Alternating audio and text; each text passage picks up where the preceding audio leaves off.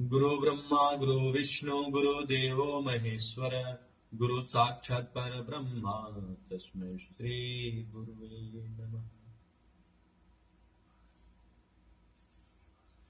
प्रातः स्मरणीय परम सदरणीय परम पूजनीय ब्रह्मलीन आदि गुरु शंकराचार्य जी के कमल चरणों में सादर नमन है।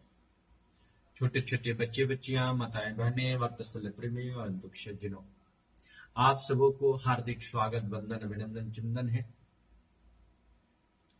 प्रतिदिन की भांति आज भी अलौकिक धारा ज्ञान में आप सभी का हृदय से स्वागत है।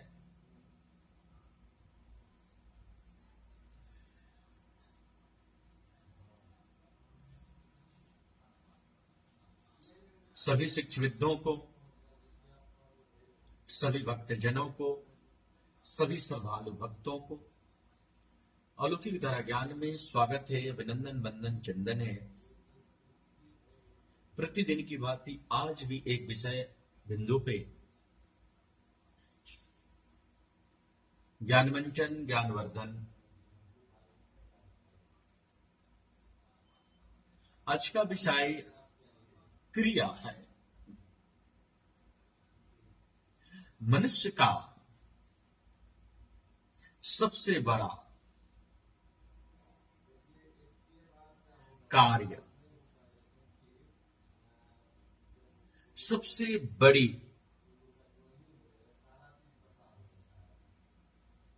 उत्तम हो, माध्यम हो, न्यूनतम हो या सर्वोत्तम हो, वो क्रिया ही है। मानव की उत्तम क्रिया और उसका जो प्रभाव है वो मानव जीवन की अस्तित्व का नींव है। मनुष्य की पहचान उसके शब्दों से नहीं, उसकी क्रिया से होती है। आज हम जो क्रिया पे बातें कर रहे हैं ये शब्दों पर नहीं, आध्यात्मिक विचारों पर है, कार्यों पर है। और क्रियाओं का प्रयास ही हमारे जीवन का महत्वपूर्ण अभिन्न अंग है। क्रिया की जो प्रतिक्रिया होती है वही बीज की फल है।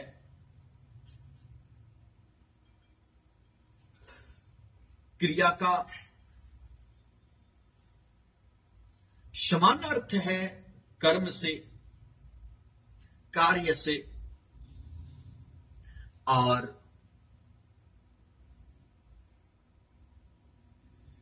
हमारे अस्तित्व से। जो हम सोचकर बोलते हैं, सोचकर कार्य करते हैं और जो संसार में इसकी जो प्रभाव पड़ता है और उसकी क्रियाएं जो प्रकट होती है, जैसे हाथ पैर से हम चलते हैं, कार्य करते हैं, यह क्रिया नहीं है। इसको अध्यात्म क्रिया नहीं कहता है। क्रिया की कुछ महत्वपूर्ण अभिन्न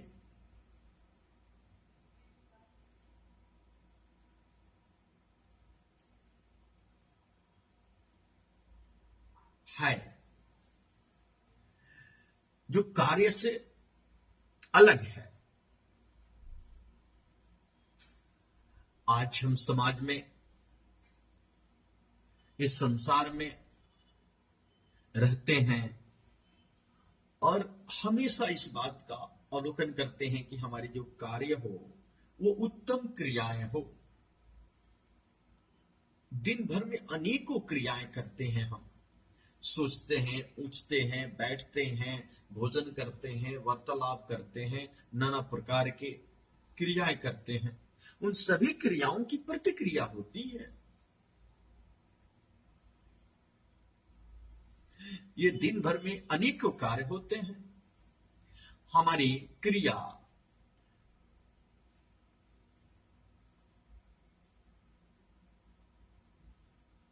जब हम क्रिया को अनुभव करते हैं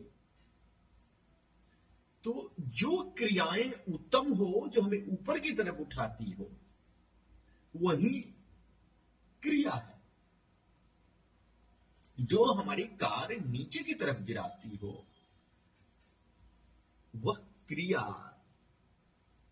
नहीं है। यह अध्यात्म कहता है, क्योंकि आध्यात्मिक क्रियाएं आपके जीवन को उत्तम और उच्च स्थानों पर ले जाती है। उत्तम क्रियाएं निस्वार्थ हो सकती है। उत्तम क्रियाएं मानव जन कल्याण के लिए हो सकती है। उत्तम क्रियाएं सेवा की भावना हो सकती है। निस्वार्थ सहायता के लिए हो सकती है। जरूरतमंदों को सेवा के लिए हो सकती है। गरीबों को, जरूरतमंदों को सेवा, भूखों को भोजन देना, दुखियों को सांत्वना देना, जरूरतमंदों को मधुर वाणी देना, स्वयं से ईमानदारी को रखना,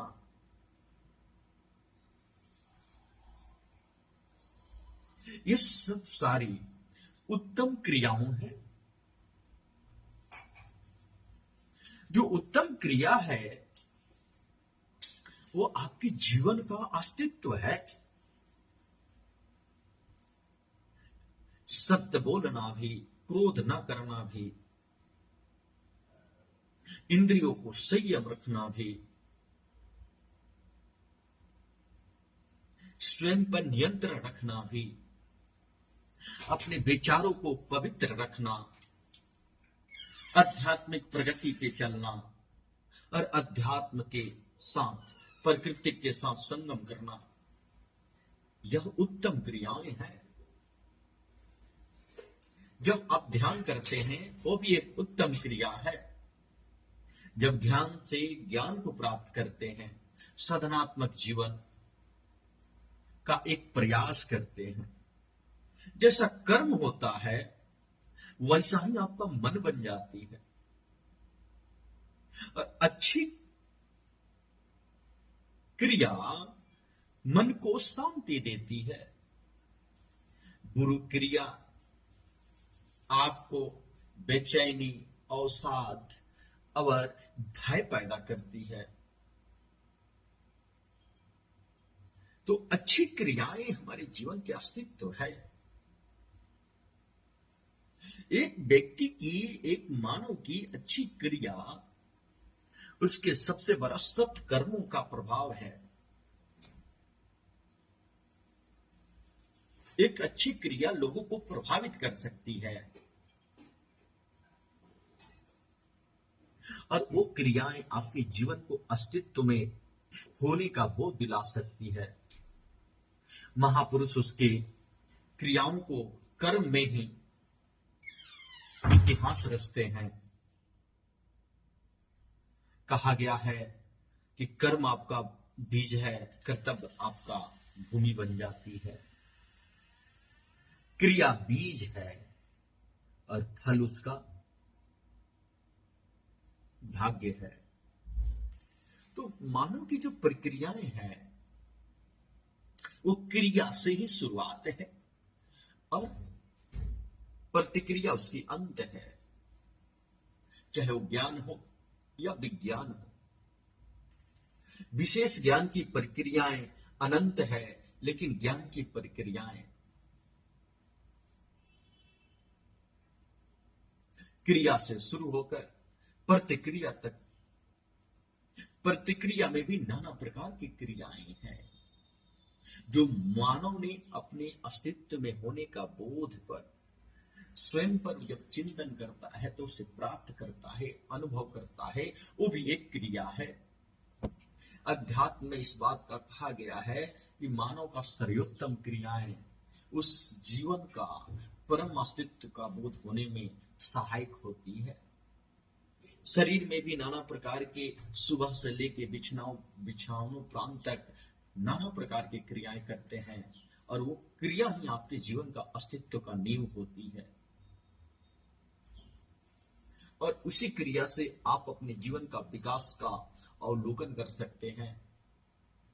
हर महापुरुष ने अपनी क्रियाओं का ही आकलन करके अपने क्रियाओं का ही सही तरीके से प्रतिक्रिया करके इतिहास रचा है, इसका सच्चे प्रमाण है। तो जीवन का अस्तित्व क्रिया से है। सुबह से लेकर संध्या तक, रात्रि विश्राम उपरांत तक, राजा से लेकर रंक तक, कुरूप से लेकर के सौंदर्य तक, ऊंचे से लेकर नीचे तक,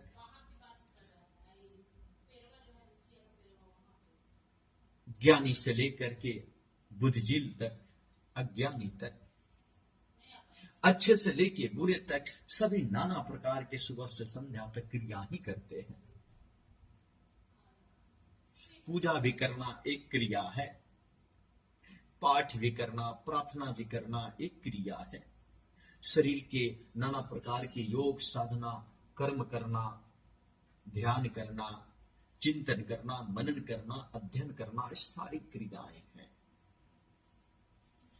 अब उत्तम जो क्रिया है मानव को अस्तित्व में होने का बोध देता है, वही बोध ज्ञान है और ज्ञान से नाना प्रकार की उत्तम प्रक्रियाएं होती है तो मानव की सुख शांति और परम अस्तित्व में अनुभव प्राप्त होता है। और जो प्राप्त होता है परम शांति, परम ज्ञान, तो वही जीवन का सबसे बड़ा उपलब्धि और सुख है। क्योंकि धन दौलत पद प्रतिष्ठा नाश्वर है, यही रह जाना है। जो आपका उत्तम कर्म है, उत्तम जो क्रियाएं हैं, वो कर्म में परिवर्तित होती है और जो कर्म उत्तम है उसकी परिकल्पना शब्दों में नहीं किया जा सकता, उसकी व्याख्यान शब्दों में नहीं किया जा सकता। इसलिए जीवन का जो अस्तित्व है, होने का बोध है और क्रिया आपकी वह जीवन का नींव है जहां से आरंभ होती है और प्रतिक्रिया जहां से समाप्त होती है। शब्दों में नहीं है क्रिया, यह मनुष्य की पहचान कि वह परम अस्तित्व में है क्रिया।